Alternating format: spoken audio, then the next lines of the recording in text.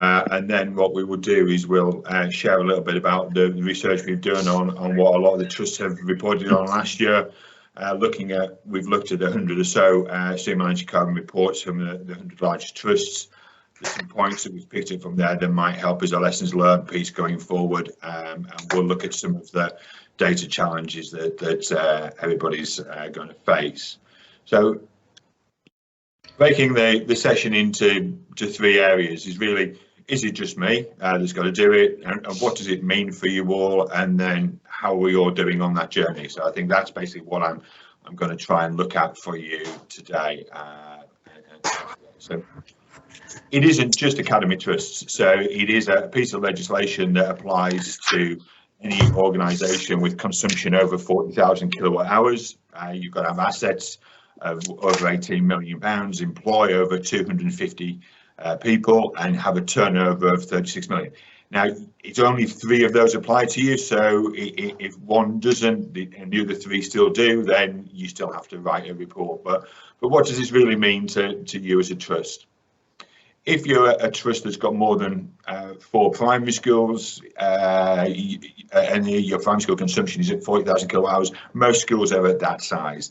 Like secondary schools, you're consuming maybe 1.5 million kilowatt hours of energy. So you're going to be easily having that consumption threshold met.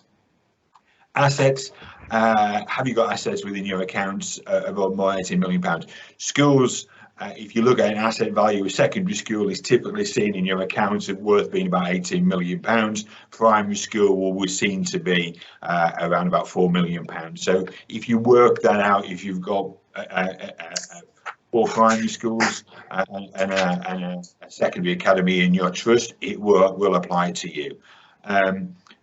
The headcount figure is not about part-time staff. It includes part-time staff. It's not full-time equivalents. It is 250 people. So again, like secondary schools will employ about 120 people, maybe 150 people. Primary schools maybe around about 40. So if you start to add that up, that's the sort of scale that applies to you.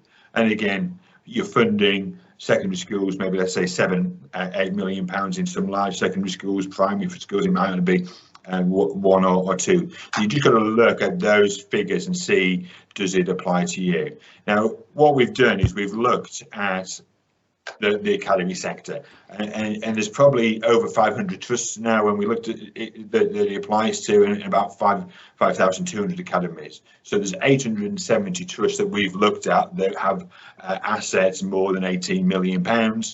480 trusts have got a headcount of over 250 people, and there was 90 trusts where the turnover was well in excess of £36 million. So you start to add those together, you end up with a lot of and then the energy one really applies to everybody. So it's the turnover one is probably the one that will exclude most trusts, but the energy, assets and people is the one that you easily all exposed to. So what does it mean? You're going to have to collect, analyze and report. So you really need to get access to your electricity data, your gas data, oil and liquid LPG gas if you've got that, and mileage. And I think one of the things you've got to think about now is, as we've looked at it, is are you starting to move towards carbon neutral procurement? So you're actually buying your energy from an EDF, from their nuclear power stations. Have your staff starting to travel around electric cars? So you start to need to think about that as well. And that's one of the things that we picked up from some of the data last year, is we were aware of a number of trusts that were buying their electricity from green sources that didn't necessarily report that in their Streamlined carbon report last year, and presenting themselves in a worse position than they may have actually been in.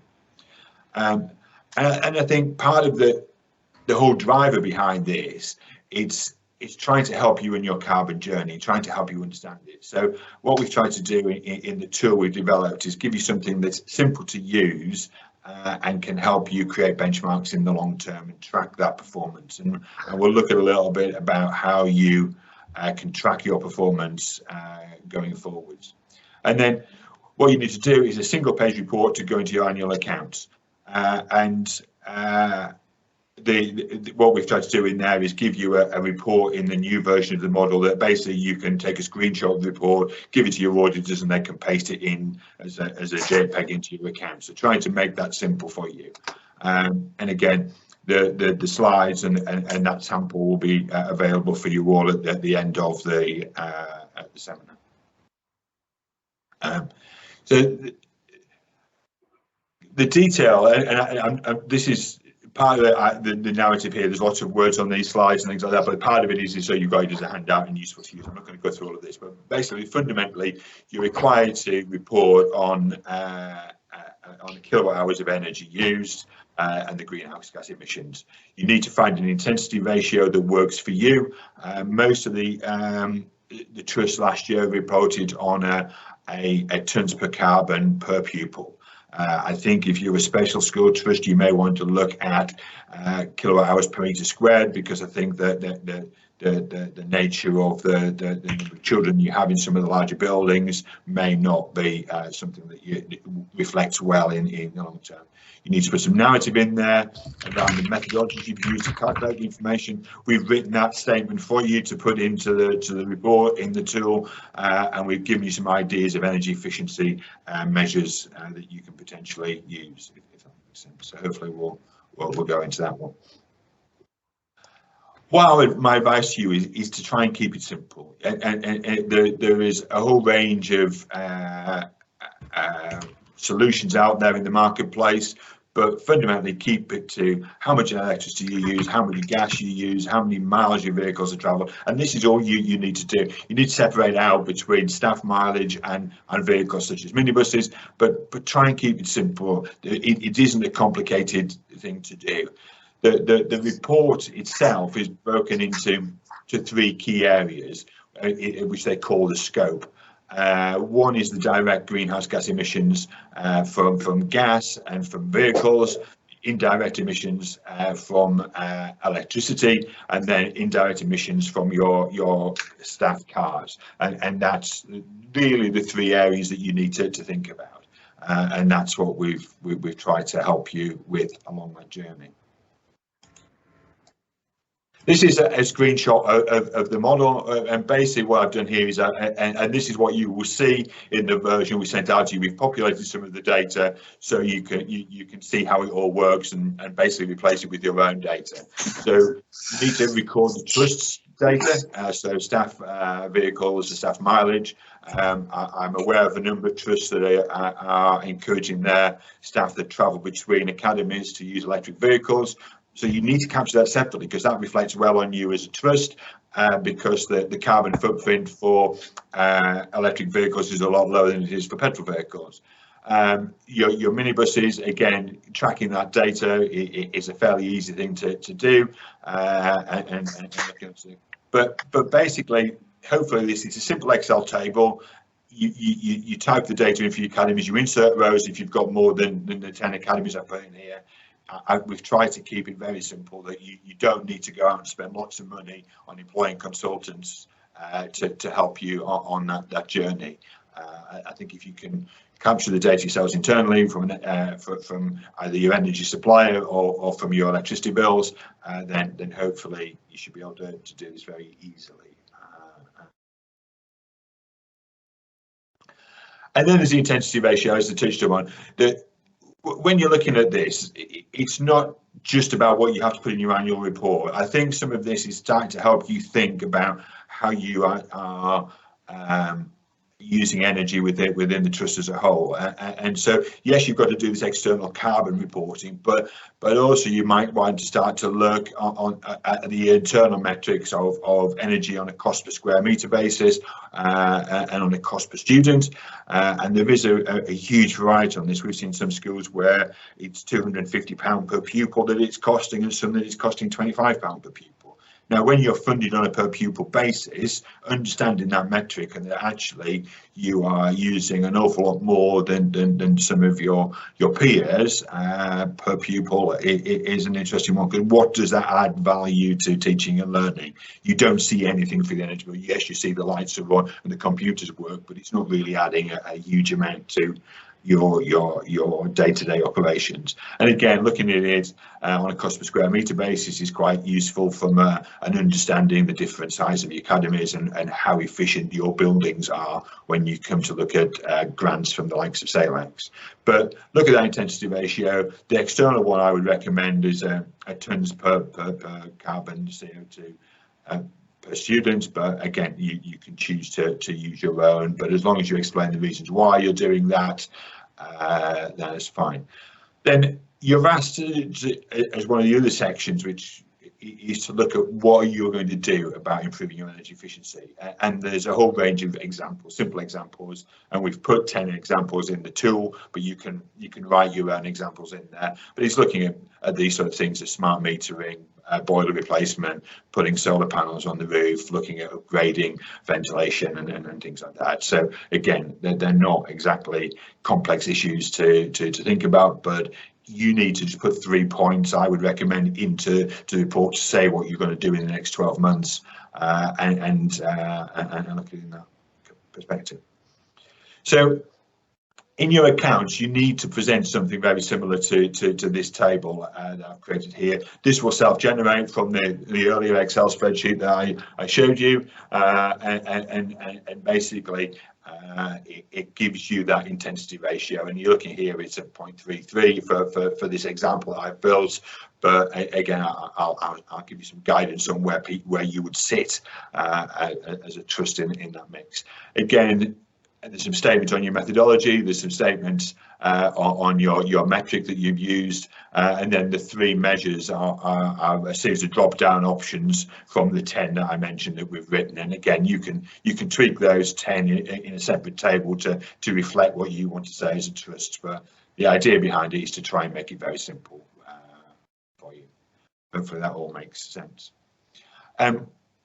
What I'm going to start to do now is just look at what we've seen from looking at the statements that the 100 or so academy trusts have made in their accounts last year, and give you some insight into what that looks like. So in the data, we found there's 1.2 billion kilowatt hours of energy used in the 100 largest trusts, which is a huge amount of energy. It's probably in the 100 largest trusts, it equates for just short of about 20% of the overall energy being used in schools, and the carbon footprint attached to that. Over 10,000 miles were documented in the 10 million miles were documented in the claims, be that minibuses or staff travel. And if you think in chunks of that, the last 12 months has been lockdown, it's interesting to see what that would look like. But possibly we'll start to see greater use of Teams and Zoom going forward. So hopefully some of that will start to be impacted going forwards. In relation to the intensity ratio, what we've looked at is the norm seems to be between 0.2 to 0.3 tonnes of carbon per pupil, but we had 4% of the trusts were below 1.1 tonne of carbon per pupil, and we had a number that were over 4.4 tonnes per carbon. Now I think a number of those, when what they put in their accounts isn't necessarily the right figure. I think a number of trusts have said they've reported, when I've looked at the detail, have reported that they have used a 0.1 tonne of carbon per pupil, when actually we're using kilograms of carbon per pupil. So there were some reporting sometimes 1,000 times higher than they actually were. So it's some of the sort of things you need to be careful about, is that what you're saying in the accounts, and if your accountants say, oh, we're going to put it as this template, you need to make sure that what you're reporting on does match what you say you're reporting on, because you could be presenting yourselves in a bad light. So if I look at those ones that were over 0.4 tonnes, I think most of those were reported incorrectly. From my assessment of the raw kilowatt hour data they put in the accounts, the figures that they said as their intensity ratio were not correct. But the question for me is, why are we doing all of this? And the government, as we've all seen, is making a statement that it wants to get to net carbon zero by 2050. It wants to get to 78% of 1990s levels by 2035. So what we're doing with a number of our clients is starting to track that progress, starting to say, okay, well, what do you need to do and where do you need to be? A couple of our clients said they want to get to the net zero position by 2030, or they want to get to the net zero position by 2035. But what does that look like? And what this slide shows is that the red line is the government target that goes from 1990 to 2050. And if you look at 2020, which is where we've all reporting on, that's really the midpoint on that journey between 1990 and 2050. So how do we get to that point? So if you are using, as this example shows, 1,645 tons of carbon in 2019, you've got some big changes to make. Now, some of that can be done by buying green electricity, and that will probably take out probably a third of that. Moving to electric vehicles and teams might take out another 10%, but that still leaves about 60% of the footprint relates to your gas, and that is the harder one to do.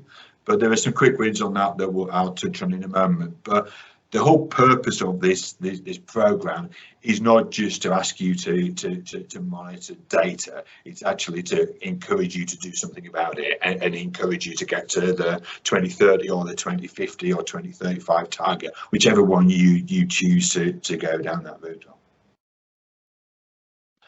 on. So what I just want to do before I go and give you some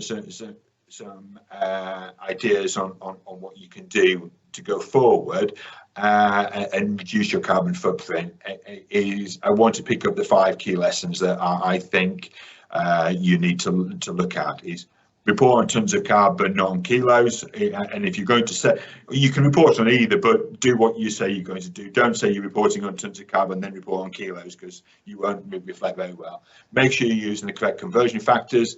We've put the latest conversion factors into the model.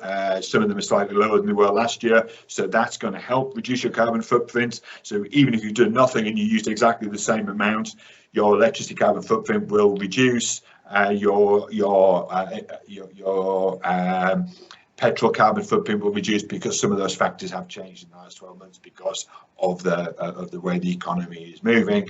Remember, if you're reporting on renewables that either use on site or you have a green energy contract through the likes of EDF or SSE, make sure you're reporting on that, and because obviously that reflects well on you. And a number of the trusts that were below 0.1 tons of carbon were buying their energy from renewable sources and stated that in their account, so that helped them on that journey. Check the mileage. Some of the trust figures seem very high from what they've reported on. I think, but again, that's just my looking at some of the clients we've been working with, and we're working with some larger trusts. Some smaller trusts had a lot higher mileage than some of the larger trusts that we're working with a lot more head office staff. So it just needs to be checked that those are the sort of things you are reporting the right things. Don't overcomplicate it. We've picked up that a number of trusts are reporting on a per school basis. You don't need to do that. You may have chosen to do that, but you don't need to report on a school by school basis. That isn't a requirement of the legislation. You might want that internally, so you can benchmark and encourage your schools and academies to reduce their carbon footprint, but you don't need to report on that in your accounts. There's a couple of things that we've picked up. This is some of the data that we've got on a half-hourly basis, and we're seeing some troubling consumption patterns, I will call it, in that over 55% of the energy being spent in a lot of schools is when there is no students in the building. So when we work with our clients and help them understand their energy consumption, we break the academic year into 5 key periods. Open is 8 o'clock in the morning to 6 o'clock in the evening, term time, the 195 days of term time. Closed is between 10 o'clock at night and 6 o'clock in the morning, 52 weeks of the year, 7 days a week. The out of hours period is term time between 6 o'clock in the morning and 8, when your caretakers might be opening up and your site staff and your teams are arriving on site, and then between 6 in the evening and 10 at night. Weekends are 6 o'clock in the morning till 10 o'clock at night, weekends, and then holidays are the open hours during the school holiday periods. But the challenge on this is, you can see that if you're trying to reduce your carbon footprint by 50%, can you do something about that out of hours consumption? And I think that's something that is the whole purpose of this, is trying to encourage you to reduce your carbon footprint, and how do we go on that journey. And finally, what are the 5 quick wins if you're trying to reduce your carbon footprint? This is just my view on it. Is if you want to reduce your carbon footprint, reduce your exposure to the energy prices we're seeing at the moment, where some trusts are seeing 100% increase in their energy price in the last few months. Install PV. It will aim to reduce your carbon footprint by 20% by installing PV, and reducing your consumption by 20% in that time. It's not making you any more energy efficient. All it is doing is buying your energy at a better price, and reducing your carbon footprint. It's not reducing that consumption piece in itself. And what that will do is, if you look at PV and you're buying it with your SCA or with reserves, you should be buying energy at around about 3.5 pence a kilowatt hour. If you look at the warranty life of the panels over 25 years. Now, if you're buying it in the marketplace today, you might be seeing 28 to 30 pence. So you're seeing that buying energy through PV panels is going to save you about 90% of the energy. Payback on PV at the moment is probably running about 3 years, rather than what was 7-8 years prior to the last couple of months. Install LED lighting. Again, in a primary school, it will be tight. You might only give a 10 to 15% saving. At secondary school, you will be looking at something more like 20 to 25% saving. Controls, understand where you are on controls, understand whether they're working or not. If they're not working, replace them or get them to work, and switch stuff off, and things like that. Understand how many miles that your staff are travelling by car, and what type of car they're using, and make sure you're reporting on the right number of students on roll. And they're the things that I would make sure that we're doing there, and things like that. Going forward, we're going to be doing a series of these workshops with the Trust Network and the CST, and I think Rob has mentioned what we're going to be doing next is sending out, if you want it, the Student Energy Carbon Reporting tool. We're going to be doing a workshop on energy strategy, and looking at how to deliver solar and PV projects is the next one. But if you have any questions, Rob and I, as I say, are around for the next half an hour to answer any questions, and our contact details are in the pack. But here again, if you've got any questions that you don't want to ask now and want to drop us an email about at a later point. Hopefully that's been useful, and happy to take any questions from you now if you have any.